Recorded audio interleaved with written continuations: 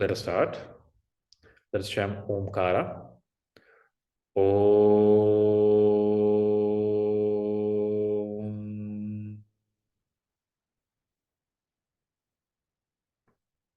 Om.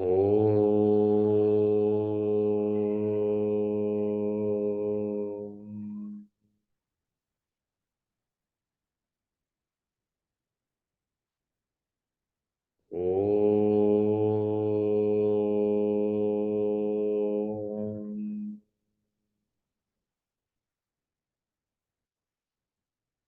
Guru Brahma, Guru Vishnu, Guru Devo, Maheshwaraha, Guru Sakshat, Parabrahma, Tasmai Shri, Gurave Namaha.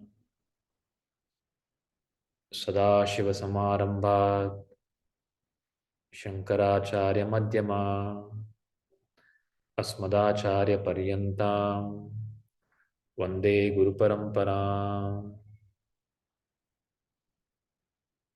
Harihi Om Shri Gurubhyo Namaha. Harihi Om. My pranams to all. Slowly open your eyes.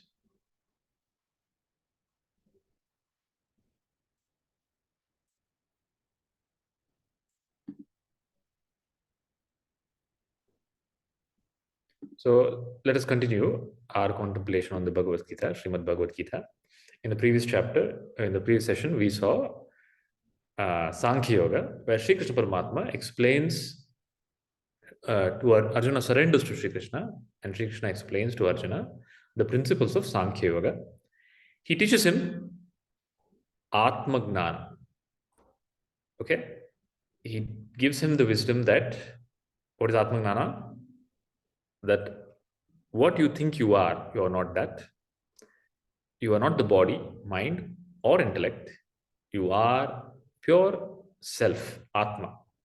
And that Atma is Paramatma. Okay, this is the teaching of Atmagna. And Sri Krishna explains about the nature of life and death. And then he explains the principles of Karma Yoga. Okay. Then we went through a few shlokas elaborating these principles. Then Sri Krishna also mentions, so Sri Krishna is giving teaching of Vedanta, Atmagnana, and teaching of Karma Yoga. Okay, so that's why Sri Krishna is called Gnaneshwara and Yogeshwara. As Gnaneshwara, he gives Atmagnana. As Yogeshwara, he gives the clarity of Karma Yoga.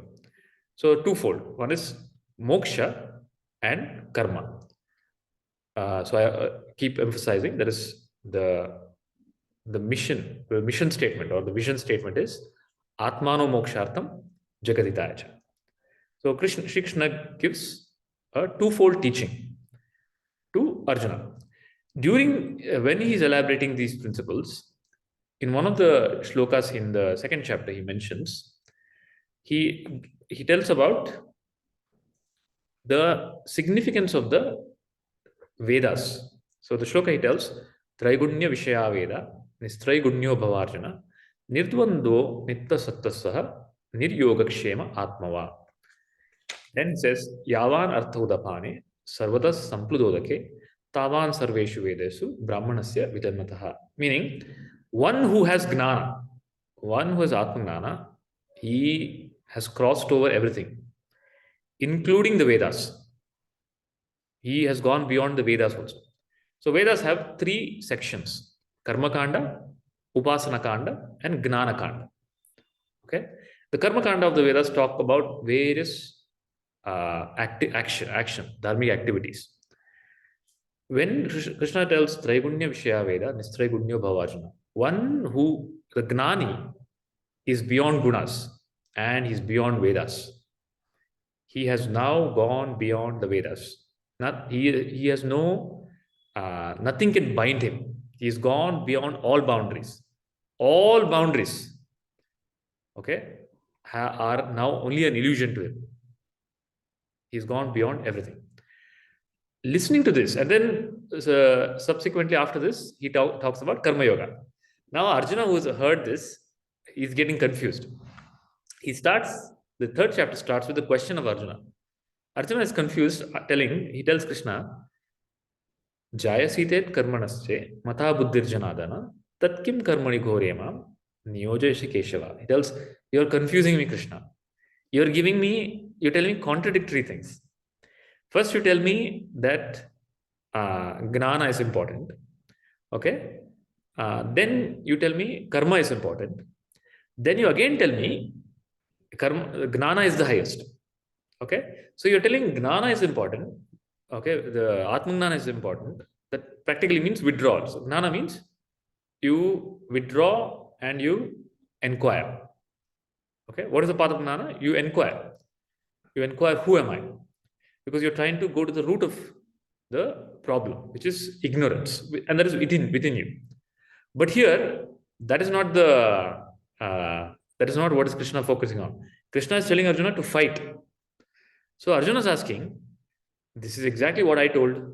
I started with the same statement in the first chapter, that I don't want to fight. I will withdraw and I will go into the forest and I'll do sadhana. Okay, I'll do meditation and I'll realize, I'll get self-realization. Then you come and tell me that you have to do action. Then again you tell me that Gnana is higher. So Arjuna is asking, you're confusing me. You're giving me contradictory things. So he tells, you're telling contradictory words. And it's distorting my intellect. Then, tadekam vadanishchitya yenashreyo hamapyan. Tell me clearly which of the one is better. Okay, we don't have time now. Tell me clearly which is better. Gnana is better or karma is better. And don't confuse me. Don't give me all perspective. Tell me clearly which one is better. Okay. That starts with this question. The third chapter of the Bhagavad Gita starts. And the third chapter is called Karma Yoga. Karma Yoga. And what is Karma Yoga? Karma Yoga is, karma is action. Now the same action can become meditation. So we think meditation is an exclusive action. With the right attitude, with the right understanding, any action you do can become meditation. Is it possible? What you know as meditation now is not meditation. Okay? What you call as action is not action. So what most of your thoughts, emotions, feeling and actions are only reactions. Okay? Then what you call as meditation. Meditation, you do so many, people give different understanding of what is meditation. So is there a way that my action can become meditation? So Karma Yoga is meditative action, and that uplifts you. So what is meditation? What is action? How can my action become meditation? And which is higher? Gnana is higher or karma is higher? These are all on these, there is some resolution required, reconciliation required. And that is the third chapter.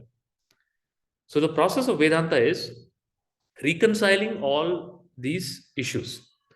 And with clarity, understanding what is action, what is meditation, who am I not. Okay? So Sri Krishna now gives Arjuna the teaching of Karma Yoga. Some principle he touched upon in the second chapter. Now he goes deeper into the teachings of Karma Yoga. Any doubts so far? So Krishna tells, so the third chapter is, these are the concepts and these are the topics in the Karma Yoga. One is, what is better, Jnana versus Karma Yoga. Then what is the teaching of Karma Yoga? Then Sri Krishna earlier spoke about the qualities of a Gnani, enlightened being. Now Krishna talks about particularly not the inner qualities, but how the Gnani acts in the world. Okay. Earlier he spoke about all those criteria I told you, right? The inner qualities of the Gnani. Now he tells about the action of the Gnani, enlightened action. Then there is a summary, there's a summarizing of the chapter. And finally, there's another question that Arjuna asks during the end of the chapter, which Krishna answers. So in today's session, we'll go through all of these topics. So which is better, Gnana or Karma? Which is better?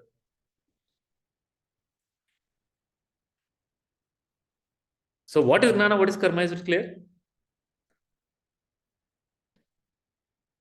So which is better, Gnana or Karma? So the answer that Sri Krishna gives, he tells, the shloka is, Loke asmin dvividhanishta pura prokta maya naga gnana yogena sankhyanam karma yogena yogina. Okay, there are two pathways. He says, Krishna tells, Lokesmin, the world is divided into two. Dvividhanishta, there are two nishtas. Nishta means a pathway, a way of living.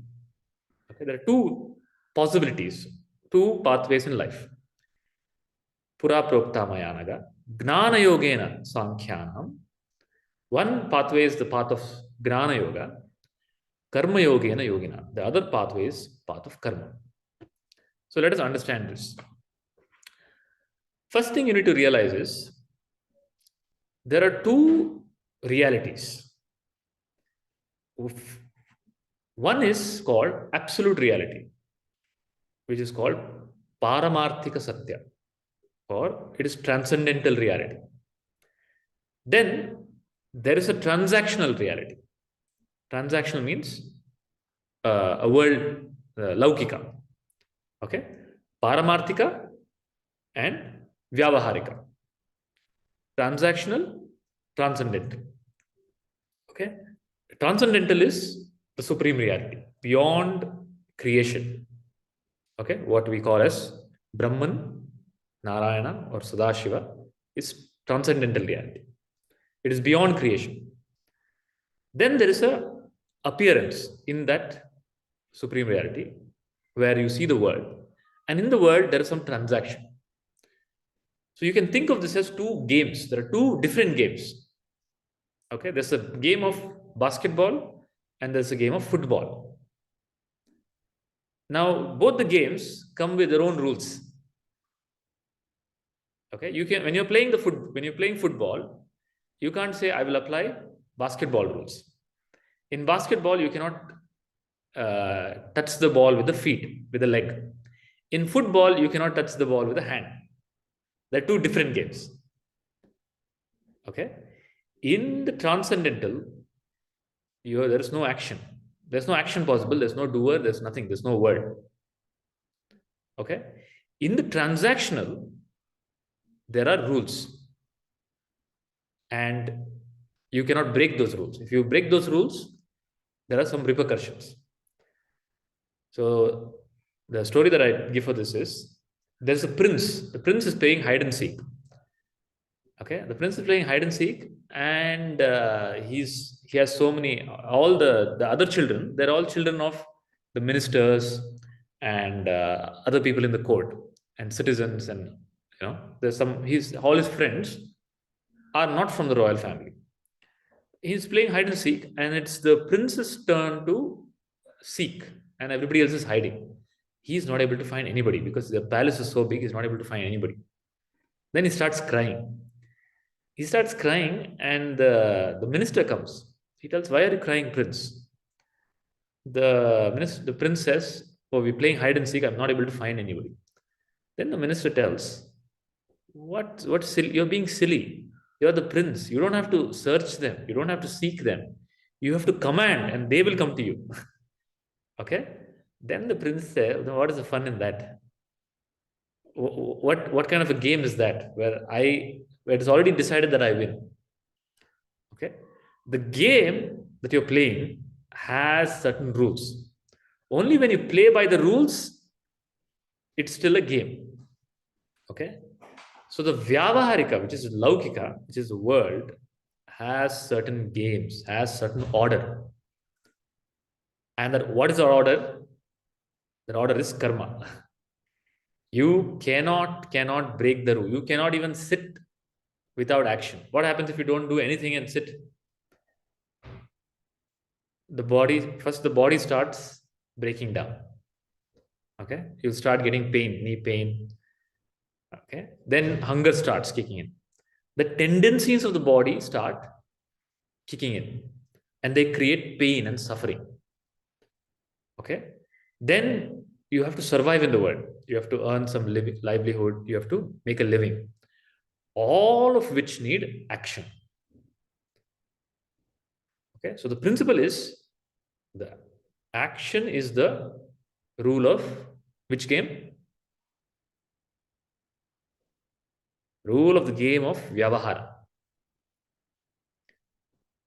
Okay, then there is a Paramartha. Then there's a different game, which is absolute, the pathway of the absolute, which is transcendental. There is no action. No action can work there. There it is about stillness. Now, if you mix the two, if you flip it, if you interchange the game rules, wherein the Vyavahara, you become still, in the Paramarthika, you become active. Then there is a distortion. What happens if you become still in the Vyavahara? The house is burning down. You are still. Okay. Then for self-realization, it is inquiry. You need to sit and you have to listen, Shravana. But no, you want to act, you want to act, you want to do action. What can I do? What can I do? What can I do? You're in front of the master, and the master is giving you Atmangnana. Then you have to, the process is, how you get the transcendent is Shravana, listening to the teachings of the Guru. Okay? But you can't sit still. You want to act, you want to act, you want to do, you don't want to sit still. You cannot sit still. Okay, have you seen such people? And the satsang is going on. You cannot sit still, roaming around. No, let me go there. I'll go. This thing is, what is that? There's the people have come for food. I have to go and check that. Or there's so many people waiting. Let me navigate them inside. There's no stillness. So where you have to sit still, you have to sit still, which is the game in the transcendental, in the journey of Jnana. What about pranayama and other movement, seva? That is still part of Vyavaharik. I'll come to that. So the question is, what about sadhana? Sadhana is also an action. Where does sadhana fall in? Okay, pranayama or seva. So I'll come to that part where Krishna clarifies which is which bucket it falls under. So is this clear? Are the two games clear? Are the two realities clear? One is transcendental. One is transactional. Never ever mix the rules of the game. So when Krishna tells there are two pathways, in the Puranas, this shloka, this particular shloka, Lokesmin Dvividanishta, is explained through the story of Ganesha and Subramanya. So we've heard a story where Narada Maharshi gets a mango, a divine mango, and he gives it to Shiva and Parvati. Okay? And the Shiva and Parvati have the mango, but there are two children.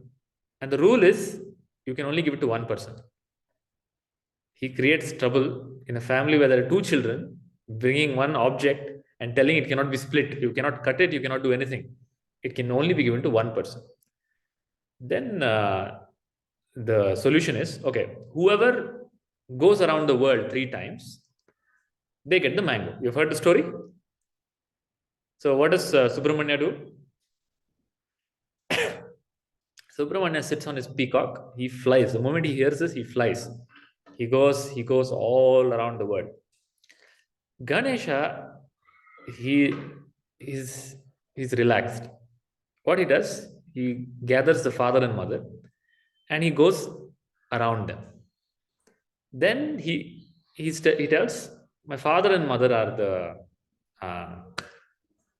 my world. The three worlds is Shiva and Parvati. Not everything in this world is only Shiva and Parvati. I have gone around them. Give me the mango. He gets the mango. He eats the mango. By the time he finishes the mango, Subramanya has finished all his journey. He's gone to all Tirtha Kshetras, done Namaskara to all temples everywhere. Finally, he comes after a long time. By then, the mango is digested. Okay, this story is uh, the symbolic way of explaining this shloka. So all the stories in the Puranas are nothing but explanation of deepest spiritual teachings. Okay, they need to be decoded. Now, what is this mango? Who gets the mango? Narada Maharshi.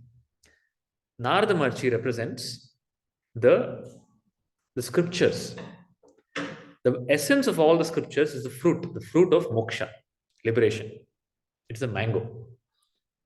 Okay?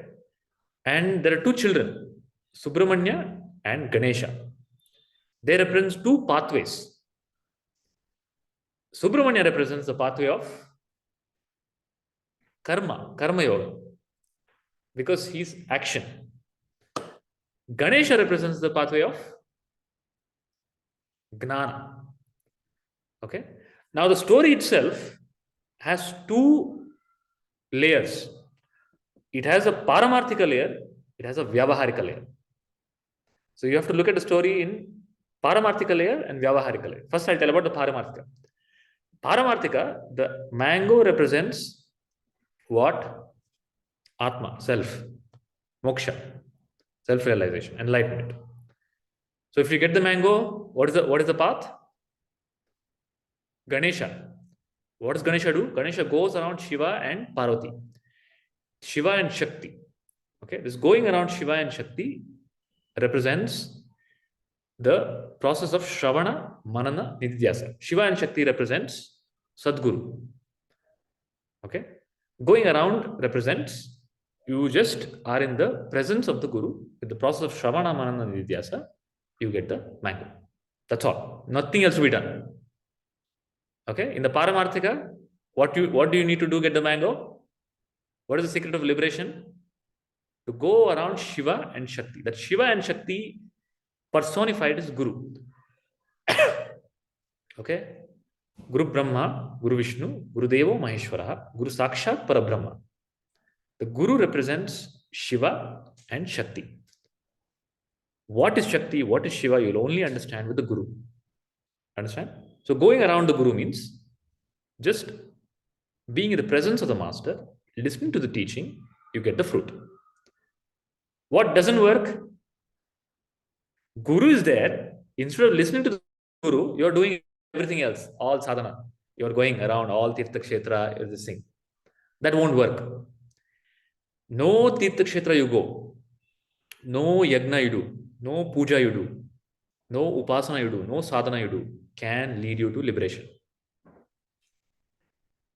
That's why Adi Shankaracharya has told, Satkrit Shravana Matrena Brahma Jnanam Yato Bhavet. Only by Shravana, listening to the teachings of the master, you get Brahma Jnana. Okay? Otherwise, you're doing all of these things and you come back, then the mango is over. It's not there. Until you understand the pathway of Vinayaka. That's why it's called Vinayaka, the Lord of the intellect. You understand? Is it clear, the story? So to get the mango, this is Paramarthika.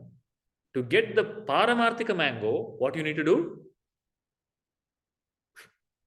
Nothing but Shravana, Manana, Nididhyasa. Shravana. Okay, listen to the teaching of the master. Master is there giving the teaching of Atma Gnana, but you are, oh no, I have to do sadhana. Then you have deferred. Okay, in the presence of the master, liberation is that moment. Okay, because the teaching is what? Tattvamasi. What is the teaching of the master? You are that. Okay? And the master, through the teaching of Vedanta Prakriyas, resolves the ignorance. It is a annihilation or destruction of ignorance through the process of clear teaching, which cannot happen when you are running around the world. When you're running around the world, I will go here, I will go there, I will do this, I will do that, I will do this, I will do japa 12 million times. The mind is focused outward. Okay? For Gnana, the mind should be focused inward. So the Paramarthika mango you only get when you with the surrender into the Guru. Clear? Now, let us come to the second part of the same story, but from a Vyavaharika. In Vyavaharika, same story. What is the mango now? In the Paramarthika, the mango is absolute reality, moksha. In the Vyavaharika, the mango is dharma. Okay? In the Laukika, the mango is dharma, or I'll call it as dharma and chitta shuddhi. Okay? The fulfillment is chitta shuddhi and dharma, which then leads you to gnana, which then takes you to guru and gives you atmagna. Now, for this, again, there are two pathways. The path of action of Subramanya goes, there's one action, but what Ganesha does is also action. Please understand. Ganesha also did action. Without action, there's no fruit without action. There is no fruit without action. In the where? In the Vyavaharika. Ganesha also has to go around. He doesn't go around the world, but he still has to go around. No, he still has to move. He still has to move around the what is that? Parent, Shiva and Parvati. That Shiva and Parvati going around, there is an action, but this action is different compared to Subramania's action. So, what is this action? This action you can never, ever give up, no matter what. Gnana, no gnana. This action cannot be given. Even Vinayaka cannot give it up. Okay, without this action, there is no fruit. And that is the message of Karma Yoga. Krishna is emphasizing the right action. And this right action is called Karma Yoga. Okay? So now, for the answer to the question, which is better, karma or gnana, there is no choice. Krishna tells there is no choice, there is no such thing. You have to have gnana and you have to do karma. Okay? There is no option. Even Vinayaka, who's gnana, who's the embodiment of gnana, has to take action. So we'll understand that further in today's session. So there are what he's telling us, two nishtas. Dvivida nishta is, there are two possible lifestyles. People can take two lifestyles. A householder's lifestyle is predominantly action. Okay? External action in the Vyavahara. He can be, in the Paramarthika, he can be the highest gnani. But if he's a householder, he cannot let go of action. You understand? So Krishna gives many examples of people who are householders, but they're gnani. And they have to act in the world. Then there is a sannyasi who is a monk. Maybe he doesn't need that much action, like a householder. His pathway is different. His pathway is more gnana, more absorption, and less action. So two lifestyles. A lifestyle full of action externally, and internally, the householder can focus on gnana. But here, there's a sannyasi who is focusing on gnana, but externally, he doesn't need to interact with the world much. He's withdrawn. Okay? These are two pathways. But in both the cases, Nobody can avoid action. Is that part clear? So Krishna tells there's no choice. There's no choice between karma and yoga, karma and gnana. It's not either. Okay? Both are required. The clarity, gnana is clarity, which is required, and then action is required. Okay? It is because you cannot split life into paramarthika and vyavaharika. As long as the body is there, as long as you're part of society, Krishna tells you need to act. Okay, there is no. Why he's telling this? Out of gnana and karma, Krishna tilts towards what? Krishna's favorite is karma yoga. Krishna has he is tilting more towards karma yoga simply because Arjuna's context, not only Arjuna's context, in fact, Krishna's whole life is about karma. Krishna tells, my entire life, you look at me, there is nothing that I need to do in the world. In the three worlds, I don't need to do anything. But I never ever let go of karma. Okay? The moment you let go of karma, because you cannot, first of all, you cannot let go of karma. If you let go of karma, what happens is the karma starts within. The nature of the mind, the nature of the body, it pushes, there is a push. The karma will happen. Internally, karma will happen. You're withdrawing, you're sitting silently. I will meditate, I will withdraw. Then the thoughts start coming. Oh, I have to make money. I have to do this. I have to get this job. I have to get married. I have to take care of my family. Oh, what will happen when I grow old? It's all inside karma. Okay? And you go on without the clarity of what is life. You go on withdrawing from what you really need to do. So neither you have gnana, neither you have karma, benefit of karma. So Krishna tells, one who does like this without, he's inactive on the outside, but active on the inside, goes on mentally doing action, aspiring, desiring. Okay? This person is a hypocrite. So Ramana Maharshi also used to say, somebody asked a question. Okay, Maharshi, I sit for meditation, but constantly I get thoughts that there's a force, I want something. I want the desire, I want to get that. Okay, until that, I cannot sit still.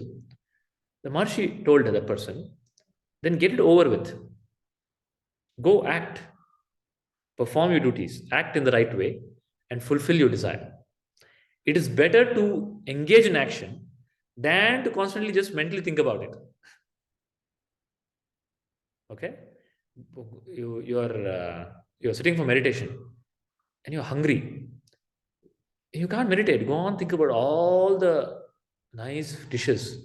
It will be so nice to get some pizza, gobi manchuri. Have you seen that? When you're hungry, when you're fasting during festivals, what are the kind of thoughts you get? Only the food you will think about. All the kind of food you can eat. Okay? That you want to eat, especially when you're fasting. Right?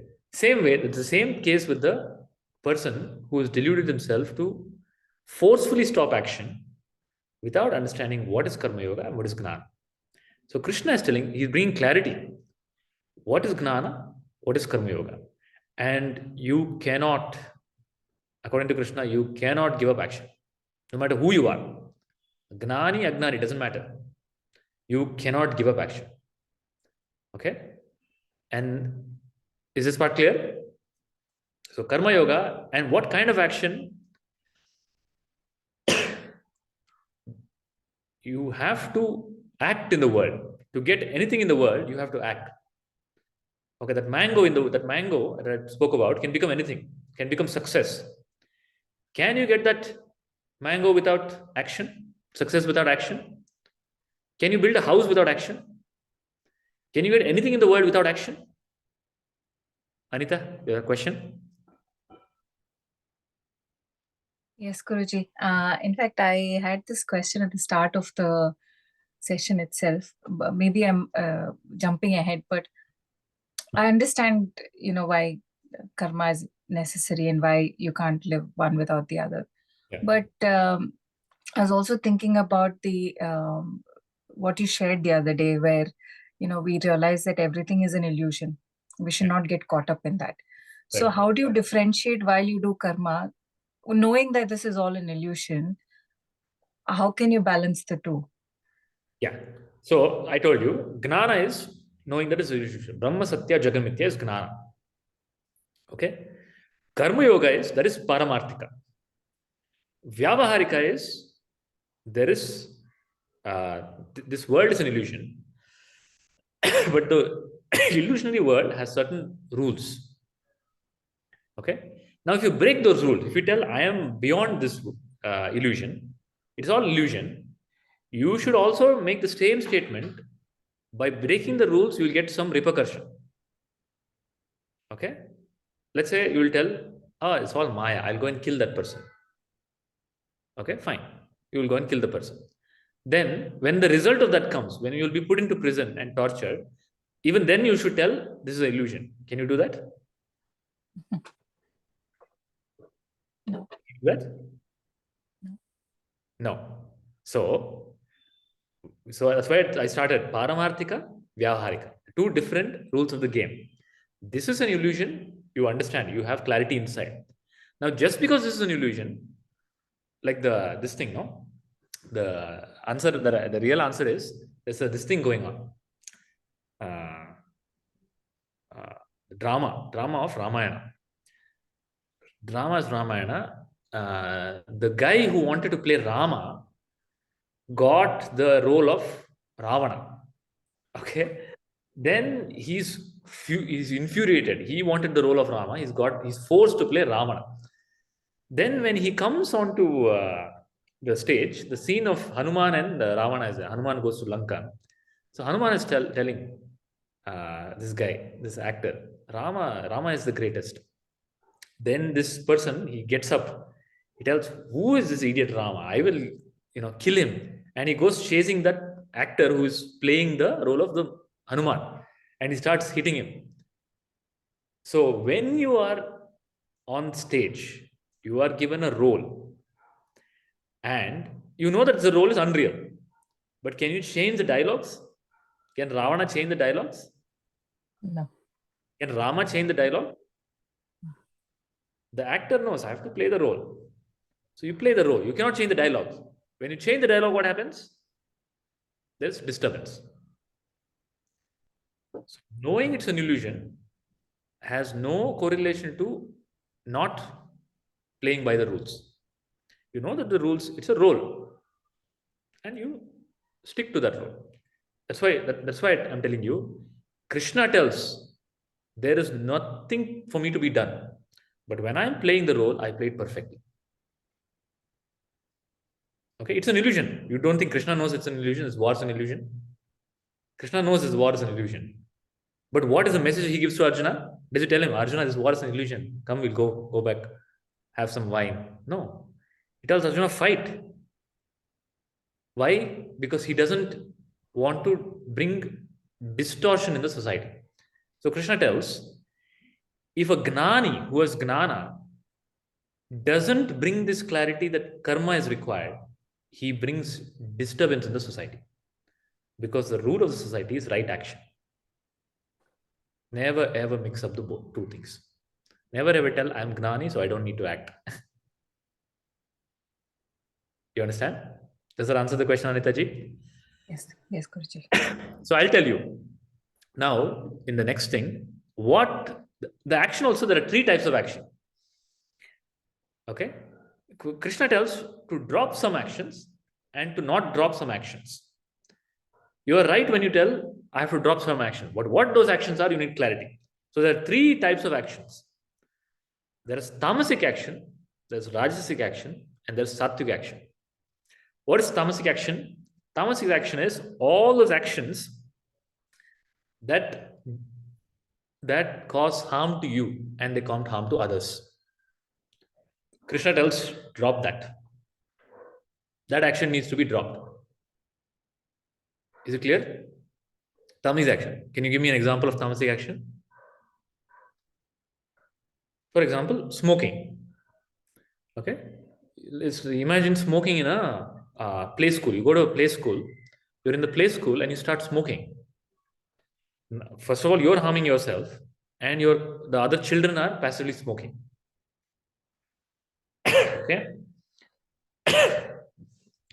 so any action that causes harm to you and to others, let go of that action. That is called tamasic action, karma. This action pulls you down. Then there's rajasic action, something that benefits you, but it's very selfish. It only benefits you. Okay. So Krishna tells you need to move from tamasic to rajasic. Okay. Rajasic is more involvement in action, but still without gnana. There's no clarity. Okay. You're doing something, but there's no clarity. In the process, maybe there's a lot of stress. Maybe the body is deteriorating. Maybe you're unhappy. So, but you're doing action. You're doing a lot of action, but it's all very stressful. It's hardship. Then from there, Sri Krishna tells you have to ascend to sattvic action. What is sattvic action? Sattvic action is dharmic action. That which is in tune with a universal order, where whatever you're doing is beneficial for you and it is beneficial for others. Okay? There's some actions which are beneficial for you and which are beneficial for others. So this action, you can never, ever, ever give up. When Krishna tells you cannot give up action, which action is he talking about? He is non-negotiating, non-negotiable. It's non-negotiable. Which action? Dharmic, sattvic action. And what is the dharmic, sattvic action? We'll elaborate as in the next slide. But is this part clear? Tamasic action, give up, because it is harming you and it harms others. So you look at it in your life. Are there tamasic action in your life? Look at your day. Okay. If your day is 100%, how much percent of that is tamasic action? One example of tamasic action is simply just, you have heard of couch potato? Right? So Dr. Kavin, sedentary lifestyle, how much is it equivalent to smoking? How many cigarettes per day? It's very harmful. It's actually dangerous than a cigarette. 10 packs a day. Okay, is the harm that sedentary lifestyle. What is sedentary lifestyle? Tamasic action. Tamas is nothing, not doing anything. Okay, that destroys your body. You will say, oh, it's only harming me. How is it harming others? Is it harming others or not? Are you living in isolation? It harms others because you're not involving with other people. Okay, it's harming relationships. It brings this tamasic action it's like idle mind is devil's workshop. Okay, that idle mind devil's workshop, it starts infecting. It's infectious. It's like a infection, like corona. Okay, little touch, the other person gets infected. So person of tamas, you'll see this. People who are always within themselves, right, without doing action, always thinking negative. 2 minutes you talk to them, they'll infect the negativity into you. Okay, do you know that such people? Have you experienced this in life? Constantly negative, pessimism. Okay, and that pessimism gets spilled. It's like a venom that is spewed on the others. You need to grow out of that. So Krishna tells, move out of that to rajasic. Get more involved, move, action. Then get gnana. With the gnana, you will come to understand what is sattvic and dharmic action. So now he goes to explain what is. So far he explained the difference between gnana yoga and karma yoga. Now he's telling what is this think that you can, what is the sattvic action? That which benefits you and others.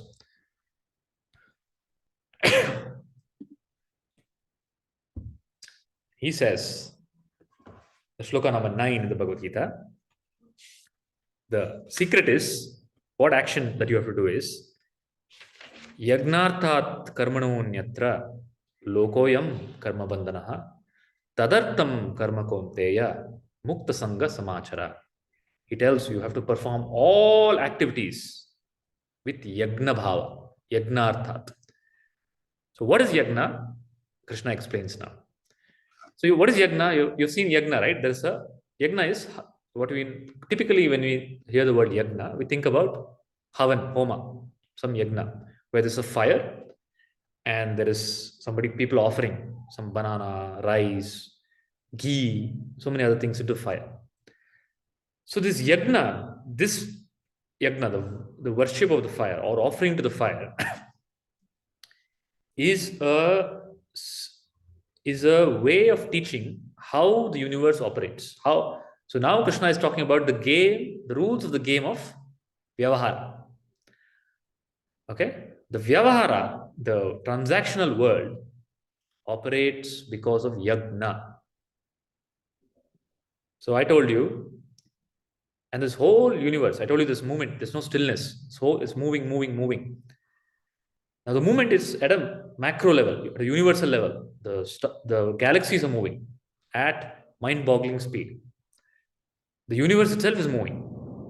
The planets are moving, stars are moving. Okay? Then there's wind. There are elements. Then there's a body which has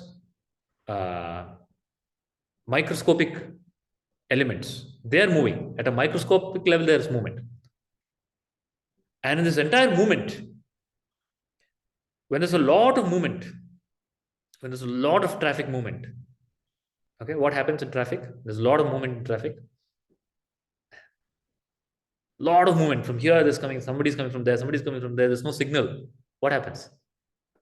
Congestion, jam. Accident. There's no signal. Congestion and accident. Right? When there's a lot of movement, fast movement, and there's no signal, there is accident and congestion. Okay? Now this universe, which has probably innumerable objects,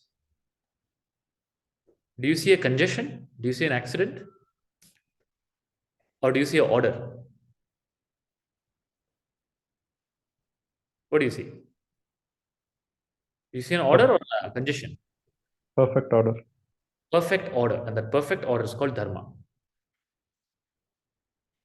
Okay? And what is dharma? Dharma is the whole universe is moving, but it's moving for something. What is it moving for? It's moving for the whole. The part is moving for the whole. So yajna is everything in existence, which is made up of parts, is moving, no doubt, but it's moving with yajna bhava. It's moving for the whole. So the ocean is a part. The ocean is living in yajna bhava. It offers the water to the clouds. The cloud has yajna bhava. It doesn't keep the water. There's this rain. Then the rain enables growth. There's the crops, there's plant, there's forest, there's trees, there's fruit. And that again offers back. Everything in nature is a offering. And that offering is called yajna. You understand what is yajna? Yajna is offering.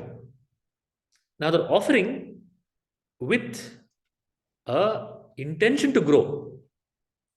Okay, now the ocean gives the water, but ultimately the river comes back and joins the ocean. It's not that the ocean becomes completely evaporated. The ocean is growing by giving. Yajna bhava is, I want something, no doubt, because without that is a progress. Somebody has a desire, I want something. Okay, that is for my growth, because without that desire, you don't grow. Now there's a way to fulfill that desire. How do you do that? with the Yajna Bhava. The action performed with Yajna Bhava.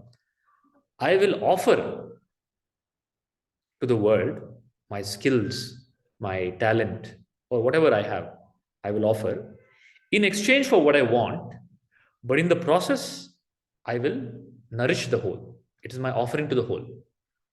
You understand? Like a businessman, he has a desire. I want to make millions. Now, in the desire to make millions, he will create probably 1,000 jobs.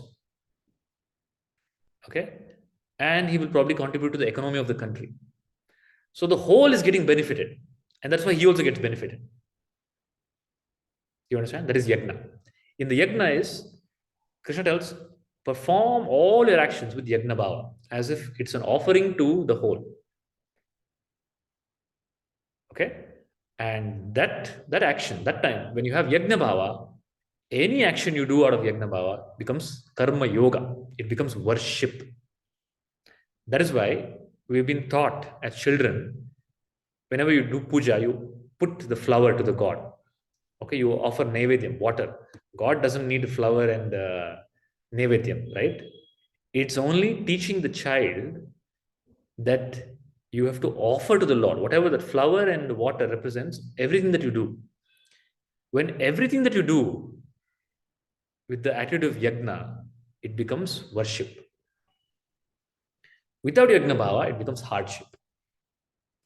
So the same work can be worship, Karma Yoga, or hardship, where it becomes stress.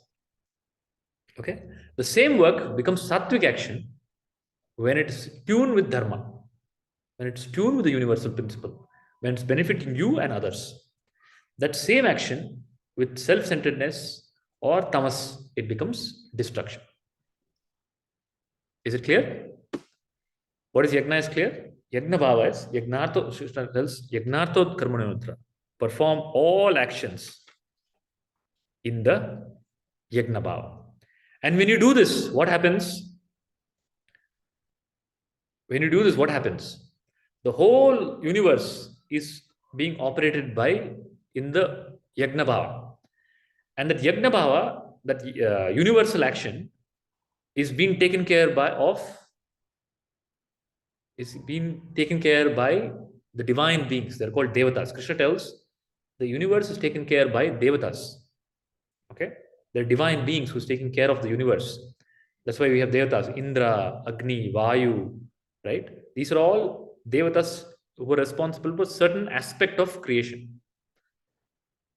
Now, by you also taking part in this yajna activity, the devatas will bless you. Okay? Because you're contributing that to their work. Whenever you align yourself with universal aspirations, universal portfolio, then that will reciprocate. Then the universe will do your job. You understand? When you do God's job, naturally God will do your job. So Krishna tells, so the shloka he tells is, Parasparam bhavayantaha. He tells, by you doing yajna, you are offering to the devatas, okay, that are divine beings, who are taking care of the whole universe. Now, by you doing yajna, it will become paraspara. It will become mutual now, two-way communication. First is one-way communication. The devatas are all giving you. What are they giving you? Last, what devatas have given me? Your eyes are functioning. You never have to worry if I eat one apple, will it get digested or not? Okay? You never have to worry whether I'll be able to wake up tomorrow or not. You don't ever have to worry whether the sun will rise tomorrow or not. You never have to worry if there'll be gravity tomorrow or not. Okay? Will my brain function tomorrow or not? So all these universal activities, which is beyond individual, are taken care by devatas. Okay? When you do yajna, when you perform action in yajna bhava, you are contributing to the existence. And those devatas will bless you. Parasparam bhavayanta. You are nourishing them, so they will nourish you. So wherever there is yajna, wherever there is yajna activity happening, the devatas come and bless that place. Okay? So typically, whenever anybody starts yajna, it's always grows and grows and grows, because there's a universal support for that. Now, the yajna is of many types.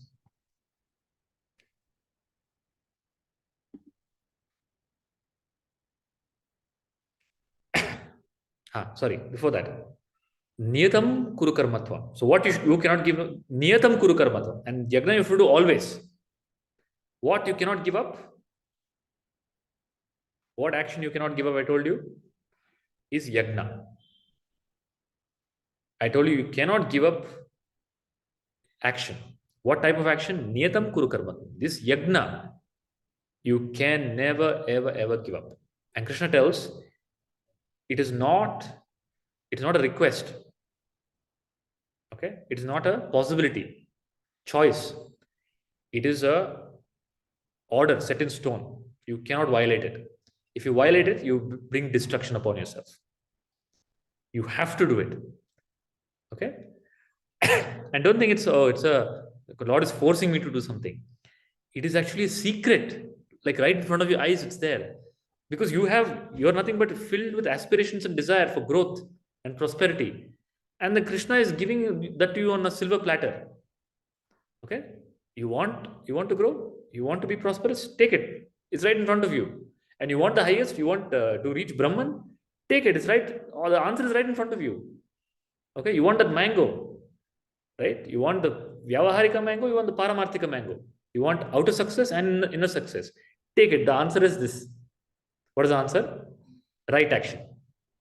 Yajna. Okay? And Gnana also. Atmangnana also you got because somebody did Yajna Karya. Who is that? Guru. Guru teaching is called Rishi Yajna. Okay, so Sri Shankaracharya is highest Gnani. He can just tell, oh, I am Gnani, I can just sit in one place. I don't need to do anything. It's all Maya. Shankaracharya is the one who made famous the statement, Brahma Satya Jagan Mithya.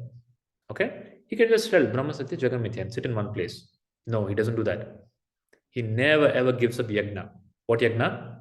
He does Rishi Yajna. Travels all across the country on foot. Teaching. There is action. Okay? Action with body. Action with speech. He has this thing, debates. What is that called? It's called people debate. Now that is the action. There is action with intent. And there is, what is the intent here? The other person gets benefit, other person gets clarity. It is yajna. So yajna you cannot give up. And Rishi Yajna is the highest yajna. So there are two types of yajnas. There's Antar Yajna and there's Bahya Yajna. Okay? The yajnas primarily there are 5 yajnas. Rishi Yajna, I told you what is Rishi Yajna? It is the offering of, first it is Rishi Yajna is receiving the teaching and passing it on to others. So any activity that you do to receive the teaching, which is study of scriptures or participating in Rishi Yajna, listening Shravana, or whatever you do, your individual effort for you to understand, that is called Rishi Yajna. And whenever you teach to others, it is Rishi Yajna. Is it clear? Receiving the wisdom and passing on the wisdoms of the rishis is Rishi Yajna. Then there is Deva Yajna. Deva Yajna is, Devatas are forces of nature. Any action done that is good to nature, meaning not destroying nature, not creating pollution, all that is Deva Yajna. Pitru Yajna is, you recognize that you are here because of your ancestors, your parents, their parents, your biological lineage has gone through a lot for you to be here. So offering back to them is Pitru Yajna. Manushya Yajna is there are so many other human beings that life is life is not isolation. Life is not independent. Okay, we need the milkman, we need the postman, we need the prime minister, we need the soldiers, right? You need the banker. You need the society is operated by various individuals. So, and whenever there's a disturbance for somebody who's not able to manage, when you are able to, when you're in a better place, there is an obligation that you have to nourish the other.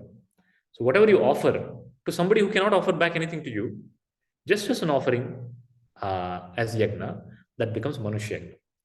Then there is bhuta yajna. Bhuta yajna is service done to animals. Understand? So this panch yajna, Shri Krishna tells you cannot give up. You cannot give up simply because gnana or no gnana, you will be pushed into action. You cannot be without action. Okay? If you're acting, might as well do yajna. So you have to do the action with yajna bhava. And what is yajna? Is this panch yajna? Is the panch yajna clear?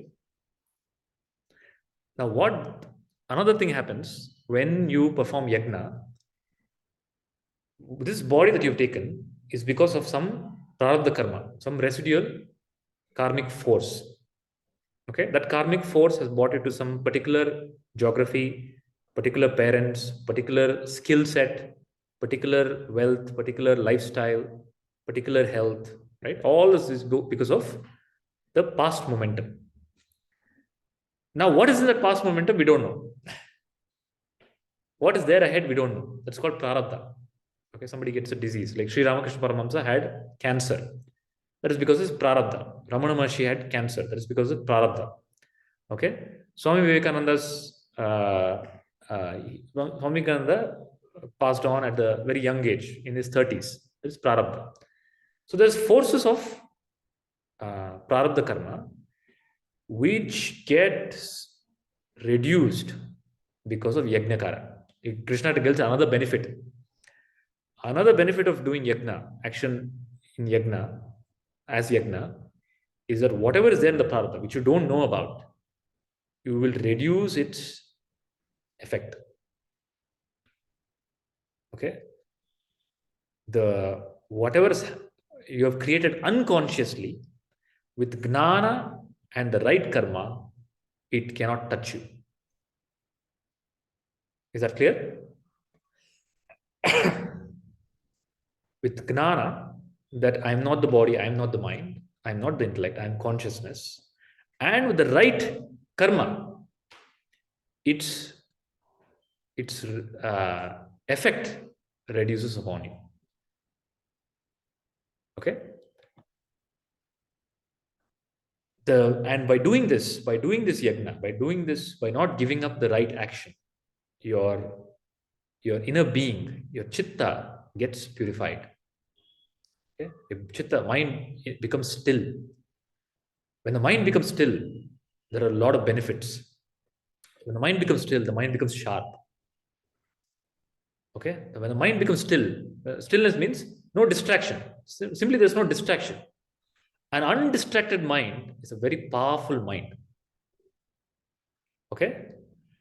And the undistracted mind, which is now focused, which has the clarity of yajna, it becomes a recipe for success. It becomes it with the vision of Atmano Mokshatam Jagaditayacha and free from the attachment to the result and focus on the yajna, then this person becomes unstoppable. Okay, so Krishna tells us the benefit of the performing yajna. Any doubts so far?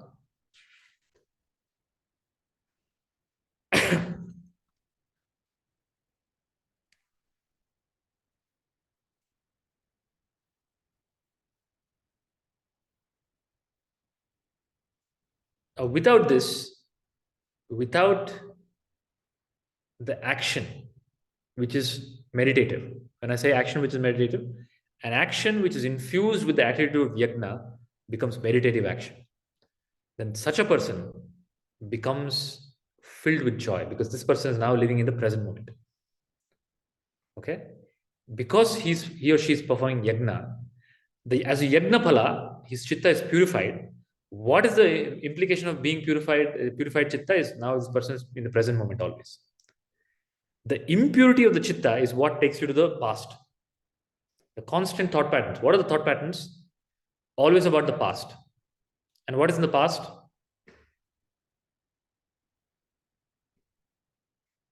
Past, there's guilt.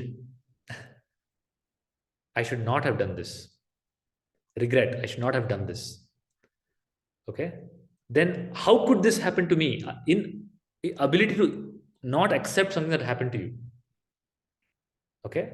Then there's always a bitterness that you carry. So you see in the picture, the bitterness, sadness, unforgiveness, non-forgiveness, guilt. So these thoughts come in your mind. Thoughts coming in the mind is fine, but thoughts possessing you and incapacitating you to take the right action, that then it becomes a problem in life. Which is what is happening in Arjuna's case right now. Arjuna, who's so capable, is not able to act. Okay? And who's stopping him? No Kaurava is coming and stopping him.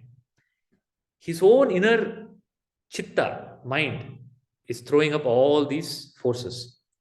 He's not able to act. Mind is gone to the past. And mind is gone to the future. Oh, what will happen?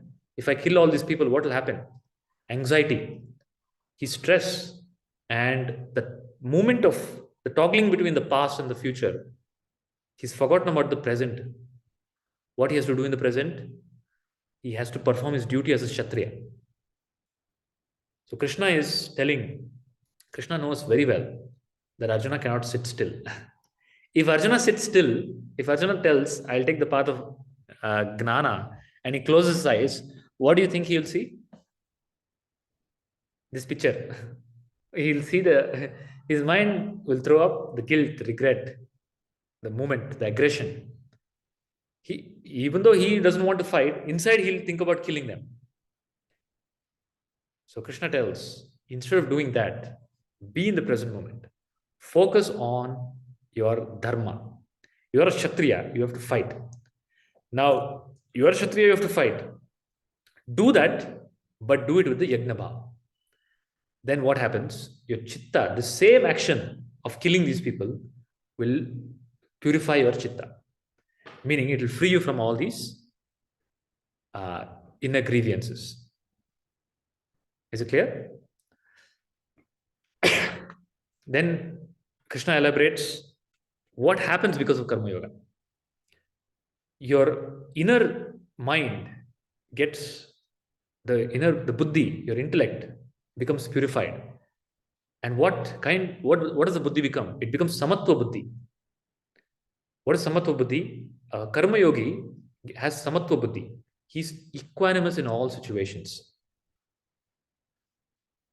Then he gets swadharma buddhi, meaning he gets clarity on what is his role in this picture, in this vyavahara. Okay, what is my role in this drama? Okay, only when I know my role can I play it well, right? That's called swadharma. So what is my swadharma? That buddhi becomes clear. So Krishna tells, swadharme nidham shreyaha. Whatever is your particular role, by playing that is called swadharma, your particular dharma. Okay? And you identify that based on the tendencies that you have, based on the skill that you have, right? Any activity that brings nourishment to you, fulfills you, brings you growth, and brings growth to others through some activity, through some skill, is your swadharma. So a person who does Karma Yoga becomes very clear of what that person's swadharma is, swadharma buddhi. And samarpana buddhi. The Karma Yogi has samarpana. All my actions, whatever I'm doing is an offering to the Lord, an offering to existence. Then he has asanga buddhi. It's an offering. That means by the law that it's an offering, I am detached to the results. I expect the result, but when the result comes, whatever result comes, I know that it's not in my hands. I accept whatever result comes as a prasada buddhi. So samatva buddhi, swadharma buddhi, samarpana buddhi, asanga buddhi, and prasada buddhi. So whenever we hear the word chitta shuddhi, inner purification, this is what it implies. The implication of inner purification is this. When I say buddhi, it's attitude. An attitude of equanimity, attitude of clarity of my role, attitude of offering, attitude of detachment, and attitude of acceptance. Is it clear?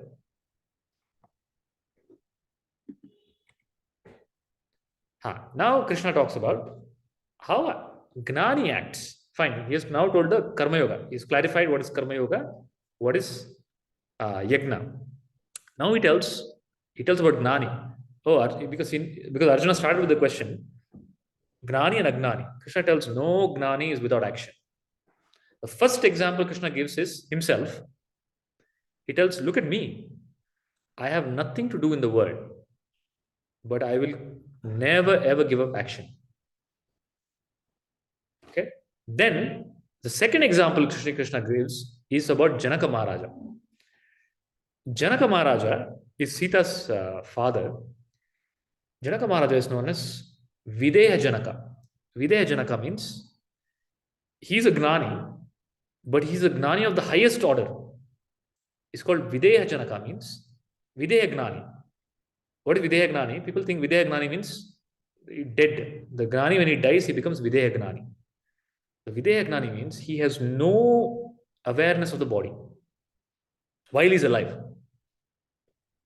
Okay, just like right now you have no awareness of what is happening inside you. The heart is beating, so many functions are happening. You have no awareness. There's neural movement happening, but it's all happening. It's all happening with the natural order.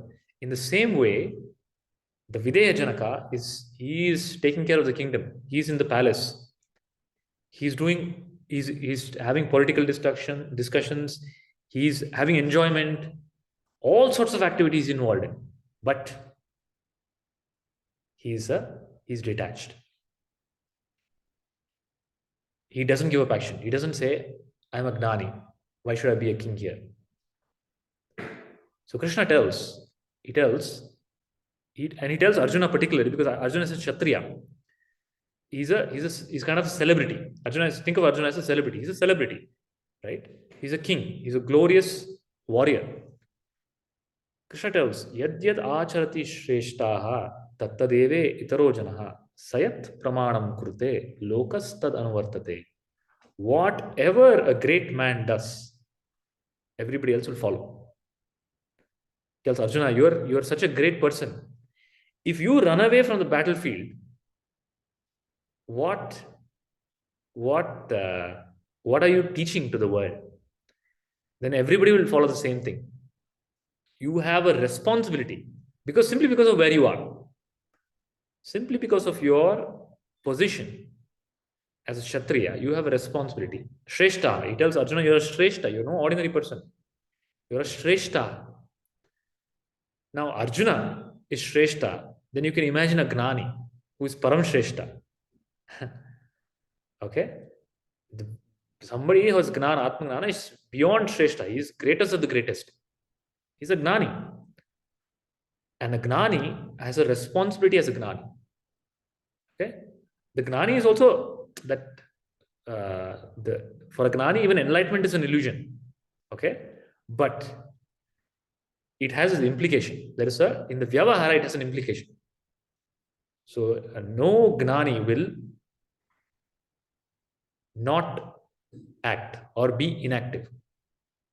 So he tells, look at me, look at Janaka, and we have a responsibility, and we perform action, knowing very well that I am not doing anything.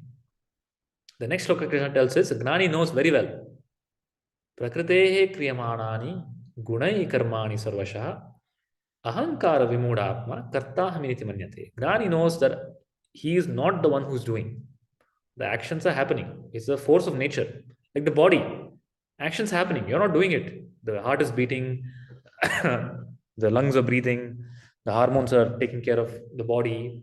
So many activities happening, innumerable activities. Okay? Who is doing it? You're not doing it. It is happening. In the same way, the Gnani understands everything in the universe is a happening. It's a happening, it's a divine happening. It's a cosmic happening. I am not the doer. I am just a pure witness. Now, just because I'm a pure witness, okay, and I know I'm not the doer, then comes a confusion. Should I do or not? But the Gnani has no such confusion. Gnani involves in actions for Loka Kalyana. Okay, understanding it is mithya, but it is for Loka Kalyana. You understand? Simply because he understands Yadyadatat is Shreshtaha, he doesn't want to delude people. Okay, if Gnani gives up action, can you imagine the Mahabharata, the story of Krishna? Imagine the story of Krishna. Krishna is born, avatar, in the jail, but he's akarta, he doesn't do anything, inactive. Can you imagine the story then? How the story changes? Okay? Krishna's life is full of action. Full of action. From birth to death. So Krishna tells, look at me. And he's setting himself as the highest standard. And Janaka Maharaja, who is another example of the highest Gnani, Videha Janaka.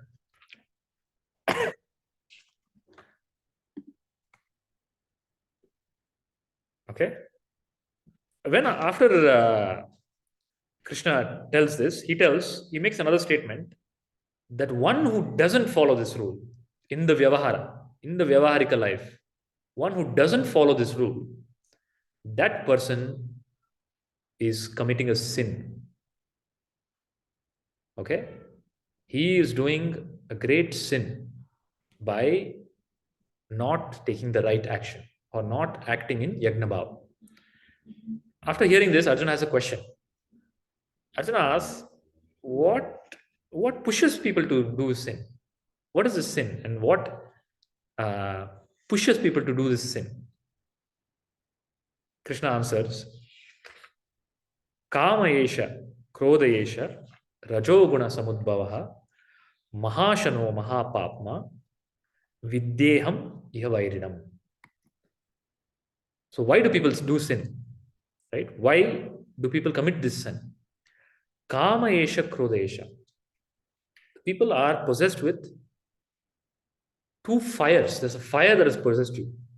In the absence of Gnana Agni, okay, and in the absence of Gnana Agni and Karma Agni, Karma is in this case Karma Yoga, in the absence of these two Agnis, which is Agni, Gnana Agni, Gnana, the Gnana is inside, the fire of Gnana, or the fire of Karma Yoga.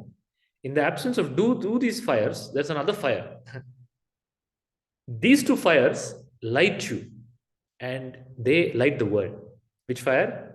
Gnanagni and Dharmagni, Karma Yoga. But there's another fire which doesn't light you. It puts you on fire. It burns you. And that fire is called Kama Yesha, Krodha Yesha. So this fire is called the fire of Kama, desire. Without understanding the word, without understanding the divine, the mind is filled with desire. And the desire burns. It burns all the sense organs. Whatever you see, whenever you open your eyes, that Kama burns. Oh, I don't have it. You see something, no? Somebody has something. I don't have it. It burns. Your eyes burn. Does your eyes burn? Every time people look at Instagram, the eyes burn. Oh, this person is so nice, beautiful. I'm so ugly. Eyes burn.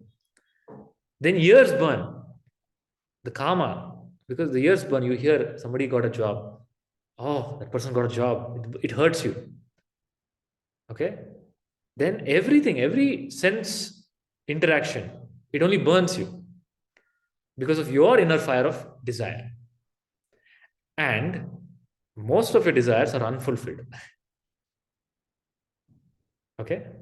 If I were to talk about a progress bar or a scale, 0 to 100, how much percent of your desires are fulfilled? Life is unfulfilled desires. And that unfulfilled desires are fire. They keep on burning from inside. Burning, burning, burning, burning.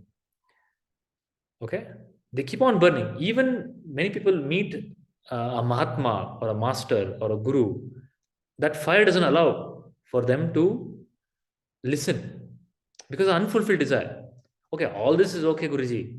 But what about getting this? Okay? That unfulfilled desire. Now, Krishna understands that unfulfilled desire in Arjuna. What is the unfulfilled desire in Arjuna? That Arjuna is born as a Kshatriya to establish Dharma. There is an unfulfilled desire, there's a tendency of expression of his Kshatriya Dharma. And this war is the right war for that. I told you in the earlier class, that is a rare opportunity for a person to get an opportunity to fulfill his, to perform his duty. Okay, it's a rare opportunity for Kshatriya to get a Dharma Yuddha. It's a very rare opportunity. He'll fight, Arjuna fights many wars, but to get a Dharma Yuddha, which has a huge impact, is a rare opportunity. Okay, there's a fire inside him. Okay, but that is burning him because of the lack of Gnana and lack of Gnanagni and lack of Dharmagni. Now Krishna tells, replace that Kamagni, that desire, Kamagni, with Dharmagni and Gnanagni. Okay? And both the Agnis will lead to action. Please understand. Agni means movement, action, movement. Both of them will lead to action. The Kamagni will lead to action. Okay, it will lead you to Rajasic and Tamasic action. The Dharmagni and the Gnanagni will lead you to Dharmic action. Atmanam mokshartam jagajitaya. So you have to question what is the fuel inside you? The three fires can fuel you. Okay, think of them as fuel, like petrol, diesel. No, your body is like a machine. You can put what in a diesel vehicle. If you put petrol, that vehicle, that vehicle gets spoiled. In the same way, if you put the wrong fuel in fire in you, the body mind gets disturbed, depressed. That's what happened to Arjuna. Arjuna is put in the wrong fuel, wrong fire. He's put Kamagni. That Kamagni is only burning him. It's not doing anything productive. It's burning him. Ultimately, it burns his vision also, clarity also. Now Krishna is removing that fire, putting in the right fire. Krishna is not extinguishing all fires. Please understand. Spirituality is not about extinguishing all the fires. Spirituality is about replacing Kamagni with Gnanagni. And that Gnanagni, Dagda Karmani, it burns all your karma. Karma means unconscious patterns. Okay, and tunes you to take the right action. Kamagni and Gnanagni. Is it clear? So Krishna mandates, you have no choice. You have to do karma, and you have to do sattvic karma, that which benefits you and the world.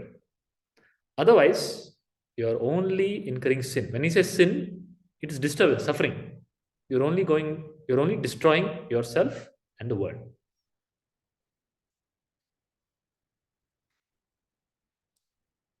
So the message, the essence, the summary is, you are an individual, okay? But you are not an individual. You are actually the absolute consciousness. That is Paramarthika Satya. Nothing can change that. You are that. It's not about becoming that. Tat Tvam Asi. You are that. And that is a Paramarthika Satya. Unchanging truth. that you are the supreme reality. Now, that Paramarthika, which is beyond form, absolute reality, has taken a body to experience the world. Like how you create a dream world and you enter the dream by taking a dream body. In the same way, that Paramarthika, that pure consciousness, creates a world and a body like a dream to experience the dream for some time. When that Supreme Being is embodied, operating through the body, momentarily there's a forgetfulness of the Paramarthika Satya. There's a forgetfulness of who I am. In that forgetfulness, of who I am, you learn wrong things about you from the world. That's what I called society child. You're a divine child, but you don't know that. You get programmed by the society, you become the society child. Now the society child is filled with Kamagni. Okay? And the message of the Bhagavad Gita is, you are divine child. First thing. Then there is a world. You have to interact with the world for whatever time. Short time, interact with the world. There's a best way to do that is Karma Yoga. Is with Yajna Bhava. With the attitude of Atmana Mokshartam Jagatitaya. This way, you interact with the world, and Gnana is to realize Brahma Satya Jagan Mithya. So the journey is from feeling as a Jiva, thinking that I am the body mind, I am my thoughts, I am my feelings, emotion, to understanding I am not Jiva, I am Atma, and that Atma is Paramatma, and I am beyond birth and death.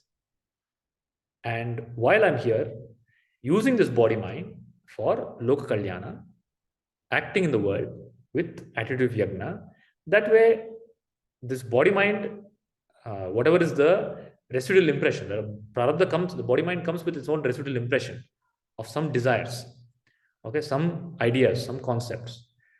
You bring that to a fulfillment. There is an inner fulfillment and outer fulfillment. And this is called Purnatva. And that's why Krishna is called Purnavatar. Full of Gnana, full of action.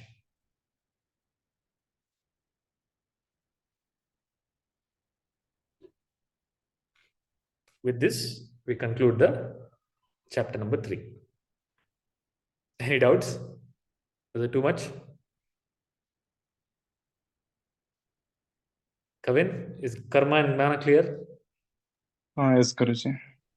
So now you'll ask question, okay, that means, should I do sadhana or not?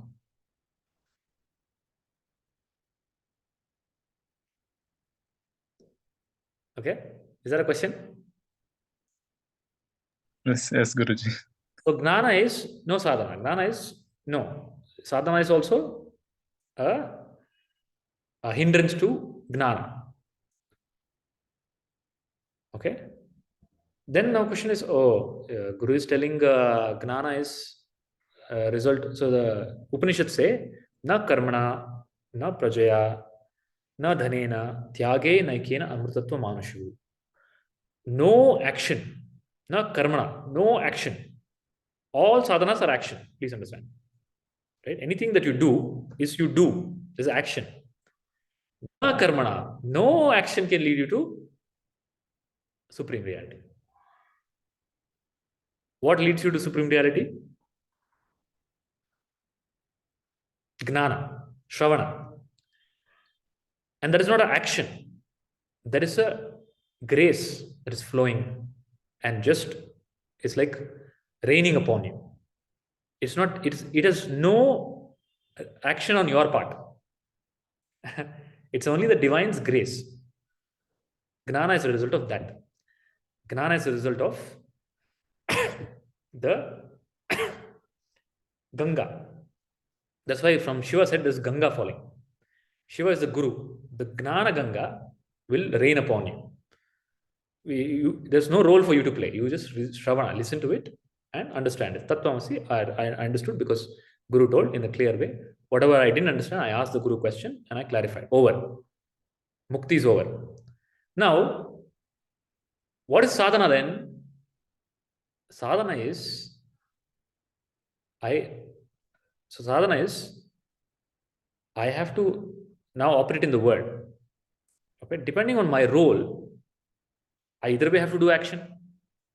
Okay, I do action as Loka Kalyan for the purification of the body mind. Now, impurity of the body mind doesn't affect me because I already realized. But the body is impure or impure, it doesn't affect me. The example that I tell is Ramakrishna Paramahamsa got the teaching of Atmanana from Totapuri, his master Totapuri. And he got Nirvikalpa Samadhi and Sahaja Samadhi. Next day, Totapuri tells, come, let us go and meditate. Let us do sadhana. Ramakrishna Paramahamsa tells, I already got Jnana, why should I do sadhana again? Totapuri tells, Totapuri has a kamandal, the vessel for water. He tells it, see this vessel. Our body mind is like a vessel. Okay? You have to constantly do sadhana and keep it pure. Otherwise, it will become impure. Then Ramakrishna tells, but what if that vessel is made up of gold? Okay? What if that vessel is made up of gold? Then there's no concept of impurity. It's ever pure. Now, when it's ever pure, doesn't mean you will not do any action. When it's ever pure, the purest, the divine actions will flow through. Now, being ever pure means being like a flute, being empty. That's why the Krishna has a flute in his hand. Now it's completely empty, and the divine can operate through that. So sadhana is, so you can do sadhana with Jnana. When you tell, whatever I do, the Lord is doing it. So sadhana you can do as a jiva, or sadhana you can do as a gnani. Gnani also does sadhana. Many gnanis, after Jnana, they continue their worship. For example, if they were devotees, after Jnana, they continue to sing bhajans and pray, right? Or do puja. Now, Jnana doesn't stop action. Jnana only removes all individuality. Actions continue. Okay? Whatever is required for that time, it continues. If Ramakrishna has to demonstrate with action something to his disciple, he will do it. If he has to do sadhana, he'll continue the sadhana, because now he has to teach the disciple how to do it. So never ever ever think that, never ever mix up the two realities, paramarthika and vyavaharika, and change the attitude in sadhana. Sadhana is, I am not doing sadhana for Jnana. Tell, I am that. There's no changing that. Now, I'll do some sadhana. Who is doing the sadhana? Lord himself is doing the sadhana. When the Lord does the sadhana, what happens? Versus you do the sadhana. Is there a difference? Next time try it, okay? Whatever sadhana, you do some sadhana. Huh? Whatever sadhana you do, before that, have an attitude that I am not the doer. Through me, the Sadguru or the God himself is doing. Then you see that sadhana becomes sakshatkara. That action itself becomes liberation. That is what karma yoga. That is what I told in the earlier meditative action. That action itself becomes liberation, worship. I am not the doer, Lord is the doer. Is it clear?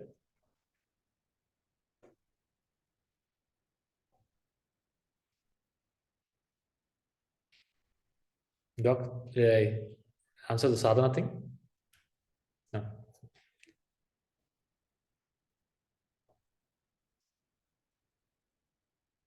So should you do service after Jnana? Yes. After Jnana, you look at, that's why Krishna specifically tells these two examples. Look at me And look at Janaka Maharaja, who is Videha Janaka, who doesn't even have the notion that I'm the body. Okay? And such great beings are immersed in action. When you know that you are not the doer, and when there's clarity that everything is divine, then where is the hindrance? Okay? It is a spontaneous overflowing of compassion and joy that we know as service of the Gnani. What we call as service, what we call as seva, what we saw, what Shankaracharya did or Buddha did or Krishna does, is an overflowing of their nature. Okay? It is an overflowing of nature, and that is why it's called Shiva and Shakti. You cannot separate them. Shakti is Shiva, Shiva is Shakti. The Gnani is filled with action for Loka Kalyana. So the message of the Karma Yoga and the Bhagavad Gita is Krishna is absolutely against inaction. He is a flag bearer of right action. Karma Yoga, Yajna. Nothing doing. If you're confused what to do, always do. Always do the right thing. If you have to choose between inaction and action, always choose action because it will uplift you. The solution to all the problems is in the right action. And that is also the story of Ganesha. Ganesha took action. There is no fruit without action. Please understand. No fruit. Even the fruit of Paramarthika or Vyavaharika. There is no fruit without action. The only difference is Ganesha took the right action. Okay. This guy took the longer route.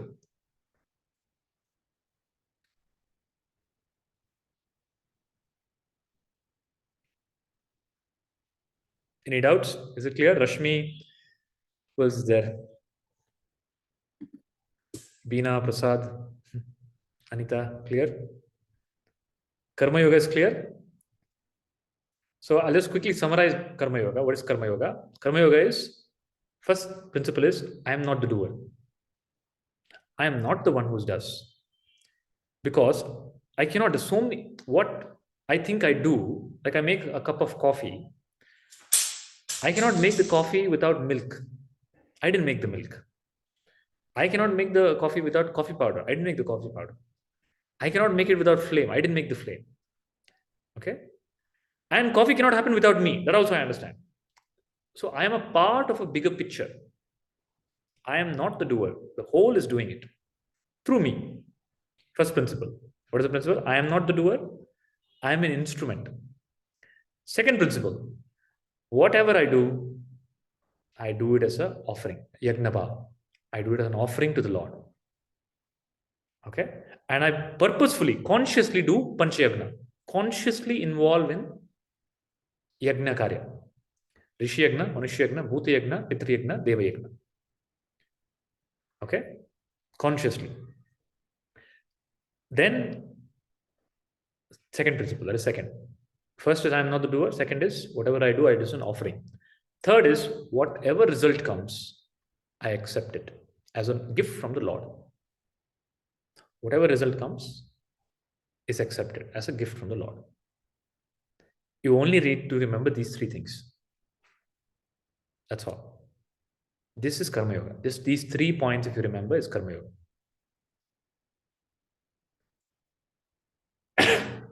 Okay? Kavin, is it clear? Yes, Guruji. Who does sadhana?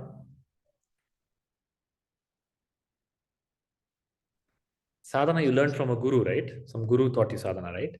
It is always the guru himself who does the sadhana. When you become aware of that fact, then immediately the sadhana is for some sampatti. Sadhana is always, it's an action. So sadhana is an action. Every action has a result. What is the result of sadhana? It's called a sampatti, sadhana sampatti.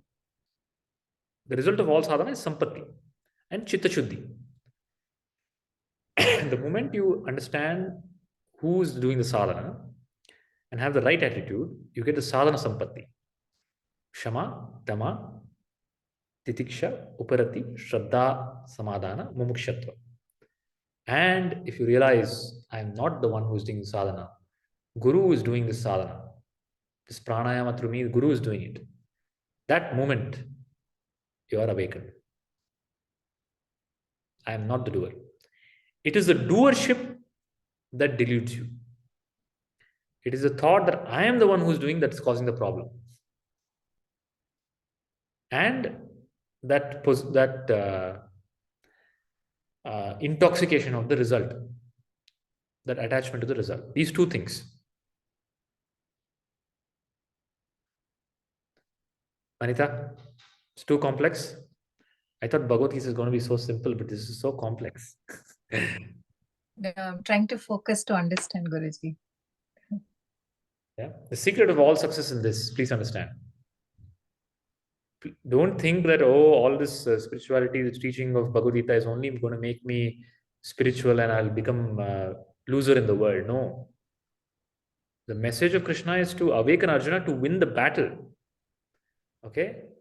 You will become extremely successful in the world. Because one, you're in tune with Dharma. The divine forces will come together to handle your problems.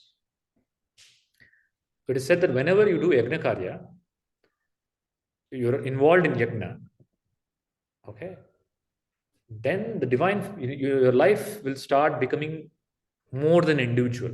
You start experiencing in your life the help, the flow of the divine energy flowing through many directions. Okay, what seemed to be impossible starts becoming possible. Effortlessly, the problems will arise because of the prarabdha, but effortlessly they get solved because of the devatas, blessing of the devatas. In your life, in your family, in your surroundings, it starts flowing. This is the effect of yajna. So in the movies we see, in the movies, in the Amar Chitra Katha, whenever somebody is doing, the rishis are doing yajna, the rakshasas will come and they will disturb it. Who are these rakshasas? Your own conflicts, inner conflicts. The rakshasa is the society child. The society child comes and tells, it disturbs the yajna. Oh, what is all this nonsense? Let's focus on something else. Let's go. It'll push towards rajasic and tamasic actions. The tendency of tamas is the rakshasa. The tendency of idle mind is devil's workshop. The devil which is an idle mind. Okay? It's a rakshasa. It comes and disturbs the yajna. It's a society child.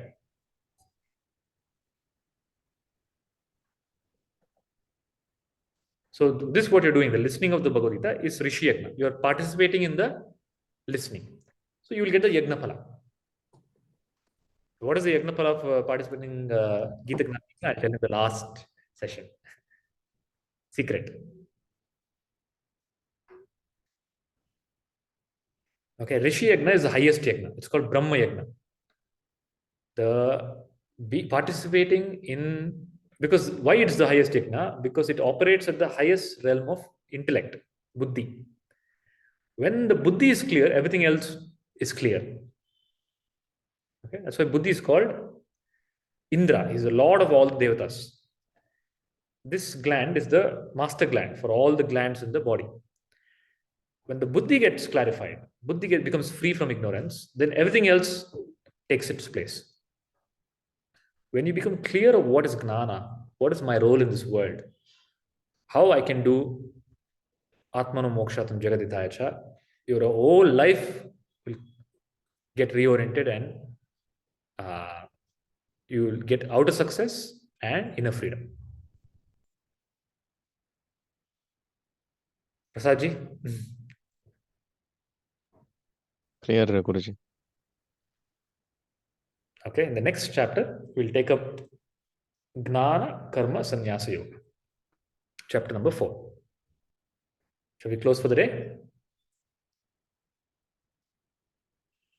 Asatoma Sadgamaya Tamasoma ज्योतिर्गमय मृत्योर्मा अमृतं गमय ॐ शांति शांति शांति hold your palms this way. Bless the whole world with your intentions, thoughts and words. Loka samasta sukhino bhavantu. Loka samasta sukhino bhavantu. Let there be peace throughout the universe. Let all living beings in land, sea and sky have peace. Harihi Om. Shri Gurubhyo Namaha. Harihi Om. My pranams to all. See you all in the next session. Hari Om. Hari Om Hari Guruji. Hari Om. Om Guruji. Hari Om Guruji. Hari Om.